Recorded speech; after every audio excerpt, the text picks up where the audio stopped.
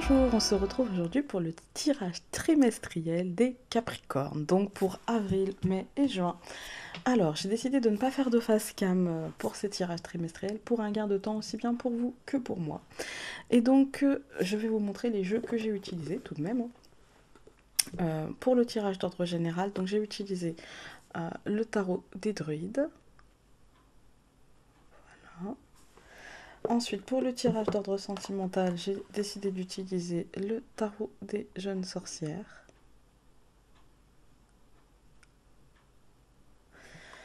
Pour la petite guidance avec un oracle, j'ai pris la sagesse d'Avalon. Et donc, en petite carte bonbon, nous avons cœur et âme.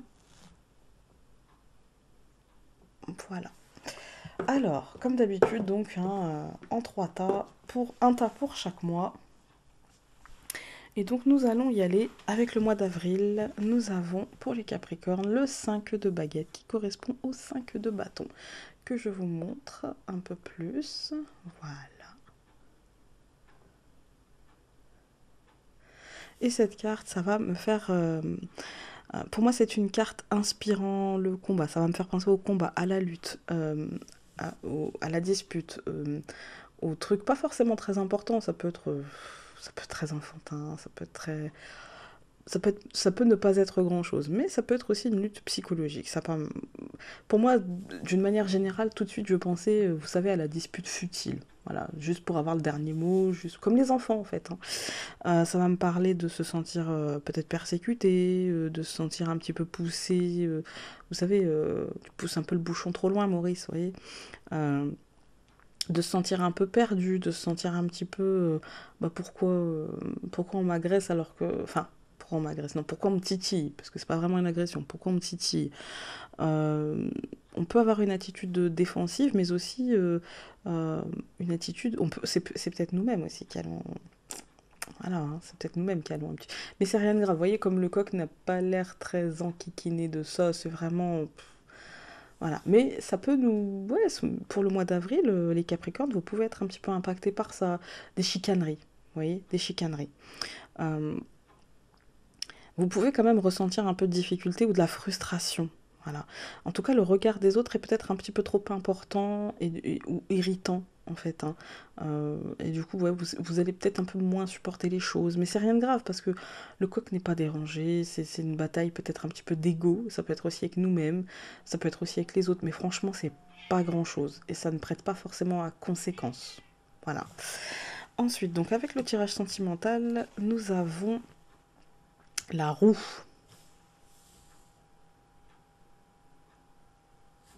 Hop. Voilà. Alors, elle est bien droite, donc quoi qu'il arrive, cela aura le goût du changement.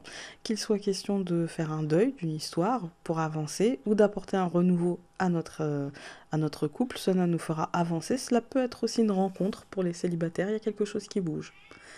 Voilà, il y a quelque chose qui se met en mouvement de ce côté-là.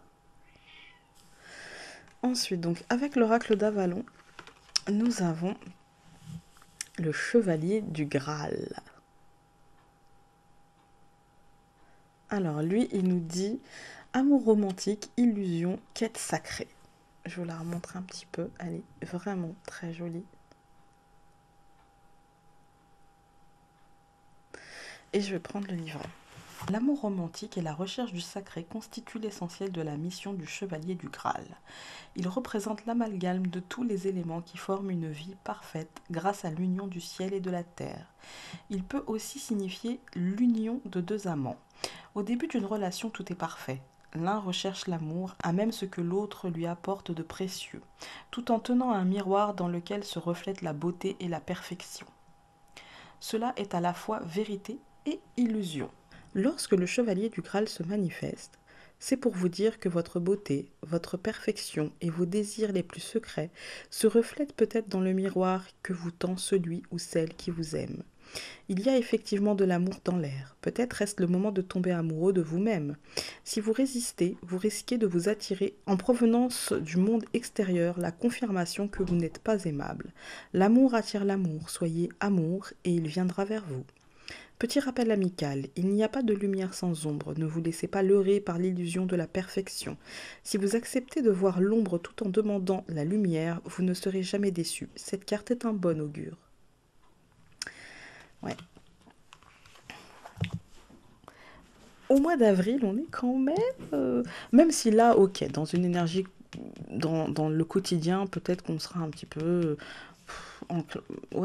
enclin à nous disputer pour des broutilles, à nous disputer pour pas grand-chose, à nous vexer, à mener des combats inutiles, vains, enfin voilà quoi. Mais au niveau sentimental, moi je dis que ces deux cartes-là, ça nous parle de rencontres, ça nous parle, vous savez, de cette énergie du début. Est-ce que ce qu'on aime, c'est vraiment l'autre? Ou est-ce que ce que c'est l'autre nous renvoie de nous-mêmes? Parce qu'au final, peut-être qu'on lui demandera, comme dans beaucoup de relations, au final, de changer ce qui nous avait plu au départ chez lui ou chez elle. Donc, je pense que ouais, il y a une énergie comme ça ouais, d'amour, de romantisme, de rencontre. Et donc, avec cœur et âme, nous avons cette carte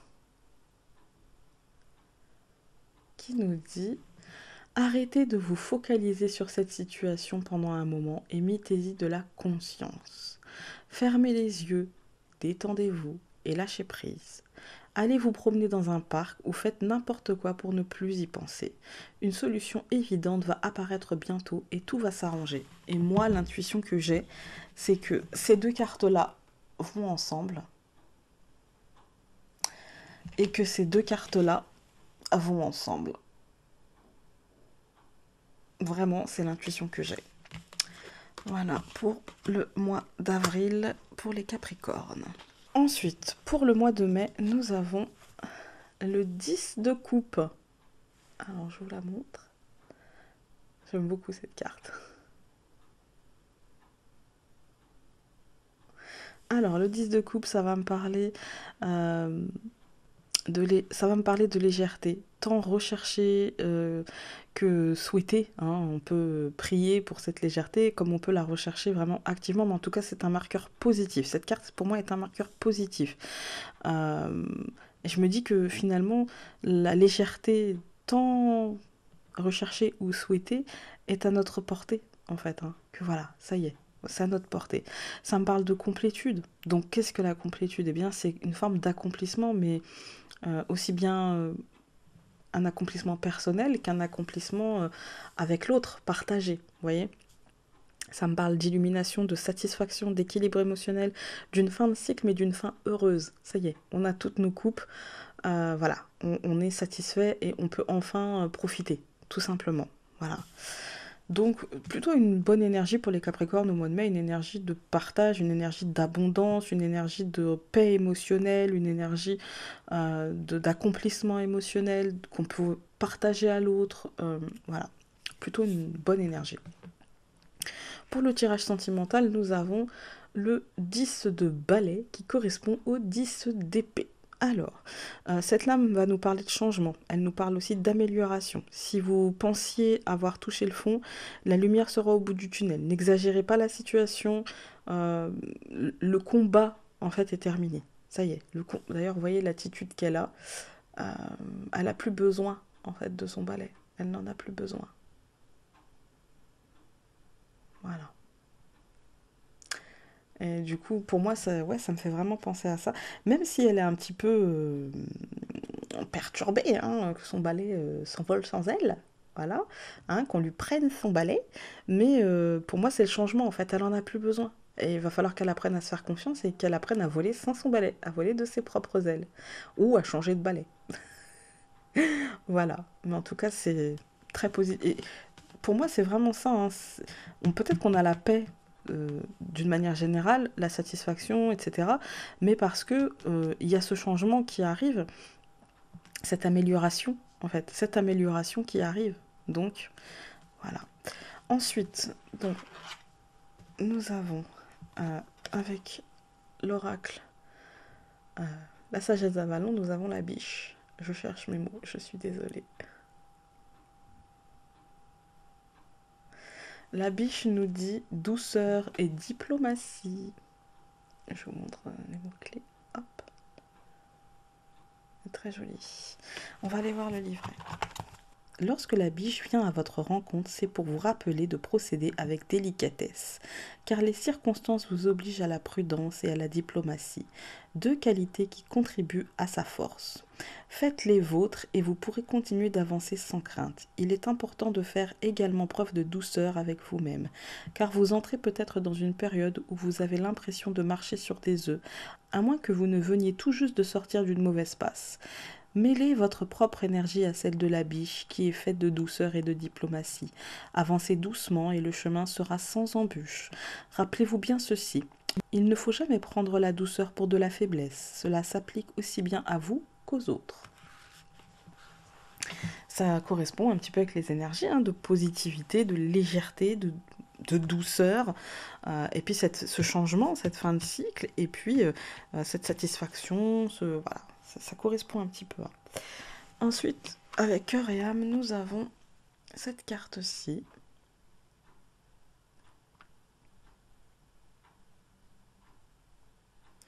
Qui nous dit: un nouveau cycle commence et de nouvelles opportunités sont à saisir.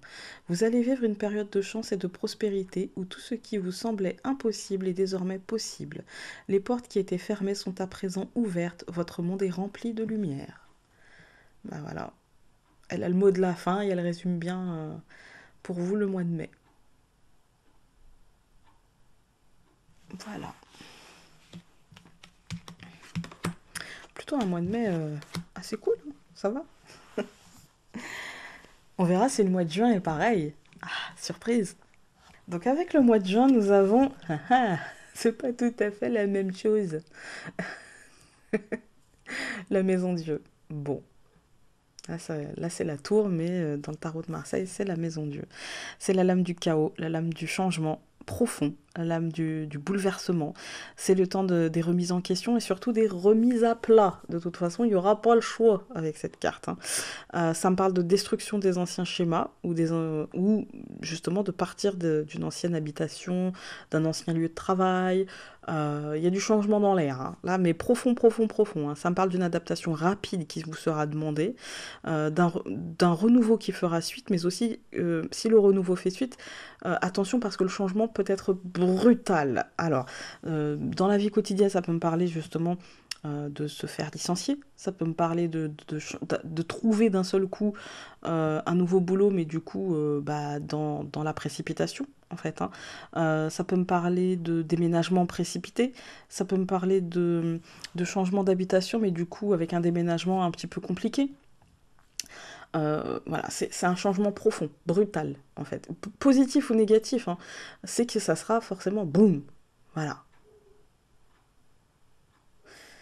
C'est pas forcément négatif, attention, parce que là je vous dis ouais, licenciement, machin, mais ça peut être positif, ça peut être vous avez cherché, vous avez trouvé, sauf que là bah maintenant il va falloir y aller quoi, parce que bah finalement bah, on vous demande d'être là à telle date et du coup il va falloir vous arranger pour être là à telle date. Ça me parle de destruction de l'ancien en fait. Donc si vous déménagez, peut-être que vous avez que ça envie de déménager, mais du coup ça sera dans la précipitation. Vous voyez, peut-être que là d'un seul coup, boum, ça va se faire et que vous n'aurez pas le temps de faire vos cartons parce que bah, vous serez peut-être surmené ou peut-être que vous aurez d'autres choses à faire, plein de choses à faire en même temps et du coup bah, le changement il sera profond mais il sera douloureux aussi parce que bah, vous allez accumuler peut-être plein de fatigue, peut-être que voilà, c'est ça en fait, la maison Dieu, c'est vraiment le patatras. Voilà, j'ai pas tout le temps de faire comme je veux, et du coup je peux le prendre un petit peu difficilement. Voilà. Alors, au niveau sentimental, nous avons le valet de denier. Donc ici, c'est la fête des rochers ou de roches. Voilà, là, du coup, ça me parle de se lancer dans l'inédit, sans peur, parce que le valet de denier, en fait, il nous offre son soutien, en fait, ou le soutien via une personne ou le soutien d'une situation, le soutien d'une administration. En tout cas, on a du soutien qui va nous aider d'une manière à concrétiser nos besoins en fait à ce niveau.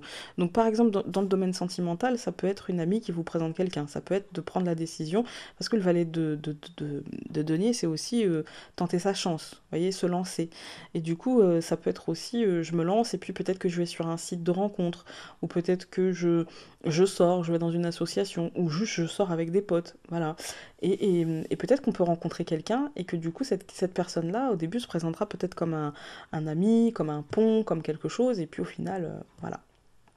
En tout cas, dans le domaine sentimental, c'est quand j'ai cette carte-là, d'une manière générale, je me dis, allez, Founé, lance-toi, quoi. Donc, c'est ce que j'ai envie de vous dire. Lancez-vous. Voilà. Si vous êtes célibataire, ça peut être lancez-vous dans une histoire. Si vous n'êtes pas célibataire, ça peut être lancez-vous dans un renouveau, lancez-vous dans un nouveau projet, lancez-vous dans l'inédit. Et si vous avez rencontré quelqu'un il y a peu, ça peut être détends-toi et lance-toi, quoi, en fait. Hein. Voilà. Ensuite, avec la sagesse d'Avalon, nous en avons deux. Donc on va regarder la première, puis enfin la deuxième. Donc la première, c'est la vache. Je vous la montre. Ouais, c'est pas glamour, hein, mais moi j'aime bien la vache. La vache, elle nous dit nourriture, abondance, demander, recevoir. Donc on se plaint pas. Hein. C'est bien la vache.